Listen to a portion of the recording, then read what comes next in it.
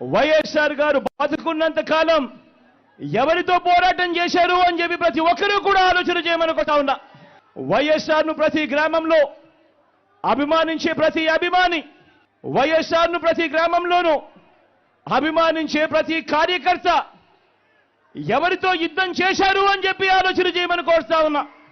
మరి ఆ వైఎస్ఆర్ మీద కుట్రలు కుతంత్రాలు చేసిన ఆయన శత్రువులతో పసుపు చీర కట్టుకొని వారి ఇళ్లకు వెళ్ళి వారికి మోకరిల్లి వారి కుట్రలో భాగమవుతూ వారి స్క్రిప్టులను వారు చెప్పినది మక్కి టు మక్కి చదివి వినిపిస్తూ కుట్రల్లో భాగమవుతా ఉన్న వీళ్ళ వైఎస్ఆర్ వారసులు అని అడుగుతా ఉన్నాను మీ అందరి సమక్షంలో.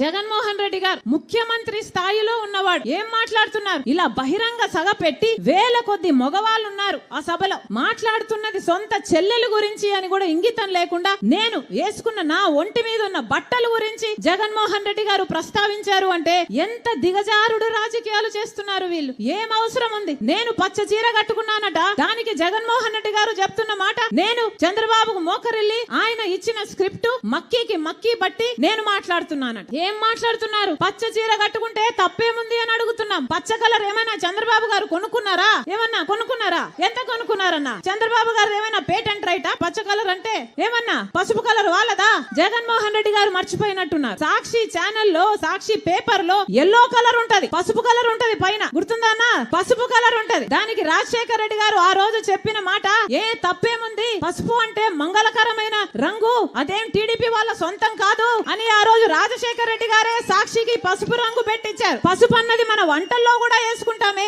అది టీడీపీ ఎప్పుడు కొనుక్కుందన్నా? వాళ్ళ సొంతమా అది? నేను పసుపు చీర వేసుకున్నానట, దానికి ఒక ముఖ్యమంత్రి హోదాలో ఉన్నవారు ఇన్ని రోజులు సోషల్ మీడియాలో వాళ్ళ వైసీపీ మూకల చేత అయితేనేమి, వాళ్ళ కుక్క బిస్కెట్లు పడేస్తే దానికి ఆశపడ్డే పేడ్ ఆర్టిస్టుల చేత అయితేనేమి సోషల్ మీడియాలో నన్ను దూషించారు, తిట్టారు, అవమానించారు, బెదిరించారు, నానా రకాలుగా అవమానించారు. ఇదంతా సరిపోలేదని ఈ రోజు ముఖ్యమంత్రిగా ఉన్న జగన్మోహన్ రెడ్డి గారు మాట్లాడుతున్నది సొంత చెల్లెల గురించి అని కూడా ఆలోచించకుండా నా ఒంటి మీద ఉన్న బట్టల గురించి ఇంతమంది మగవాళ్ళ మధ్య మాట్లాడుతున్నారు అంటే వీళ్ళకు సభ్యత ఉందా? సంస్కారం ఉందా? ఏం జరుగుతుందన్నా మన రాష్ట్రంలో? ఒక్కసారి ఆలోచన చేయాల్సిన అవసరం లేదా? నేను మక్కీ కడుతున్నానంట, మక్కీ టు మక్కీ నేను చంద్రబాబు గారి స్క్రిప్ట్ తీసుకొని నేను మాట్లాడుతున్నానట. ఎవరన్నా మక్కీ టు మక్కీ స్క్రిప్ట్ చదివేది మీటింగ్లలో ఎవరు చదువుతున్నారు? జగన్మోహన్ రెడ్డి గారు స్క్రిప్ట్ పెట్టుకొని మక్కీ టు మక్కీ వర్డ్ టు వర్డ్ చూసుకుంటూ చదివేది జగన్మోహన్ రెడ్డి గారా నేనా? ఎవరు చదువుతున్నారు మక్కీ టు మక్కీ?